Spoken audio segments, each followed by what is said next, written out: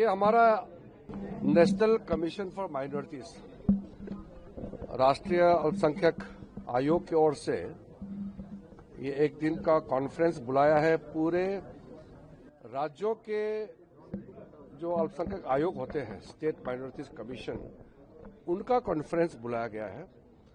और मैं खुद, हमारे राज्य मंत्री और कुछ स्टेट से मंत्रीगण भी आए हैं।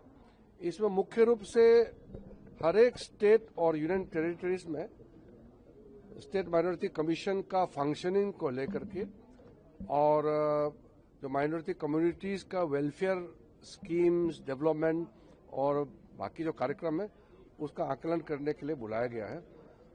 और मैं खुश हूं कि इतने अच्छे से लोगों ने पार्टिसिपेट किए हैं।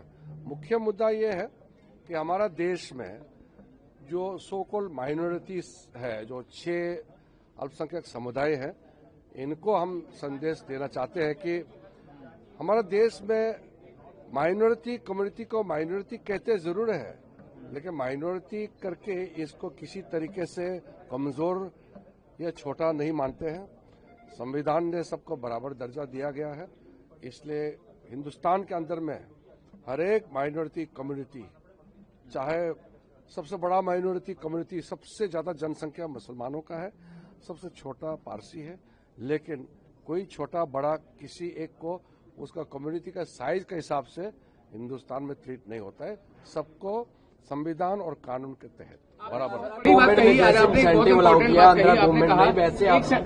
आपने बहुत इंपॉर्टेंट बात कही। आपने कहा जिस तरीके से एक बार रोड बन जाती है तो बार बार उसके रिपेयर की जरूरत पड़ती है। ठीक उसी तरीके से माइनॉरिटीज के लिए कायदे, नियम, कानून बनते हैं, लेकिन हमें उनकी बेहतरी के लिए लगातार काम करना पड़ेगा। हम लोग अपडेट करते रहेंगे, इसलिए जो माइनॉरिटी वेलफेयर के लिए जो स्कीम्स चलते हैं उसका भी हम अपडेट करते रहते हैं।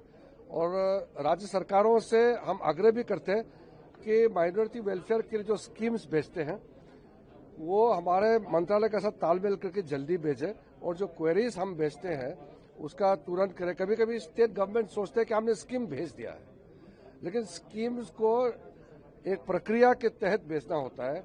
उसका जो स्पष्टीकरण, जानकारी जब हम मांगते हैं तो वो तुरंत दे दे, ताकि हम काम जल्दी कर सकें। लेकिन मुख्य बात यह है कि भारत सरकार का, मोदी जी के नेतृत्व में हर एक स्कीम सबके लिए होता है। मोदी जी का कोई भी स्कीम पूरा हिंदुस्तानियों के लिए, भारतीयों के लिए है।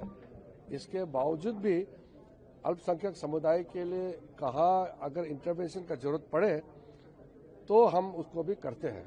सर आपने ये भी कहा था, बहुत बड़ी बात कही थी कि राजनीतिक बयानबाजी से कभी माहौल भी खराब हो जाता है, चुनाव के वक्त बयानबाजी होती है।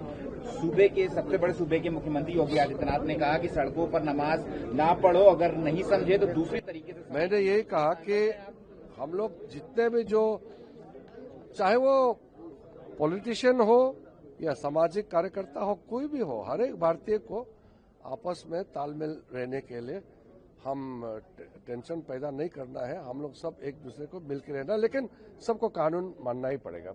कानून सबके लिए है।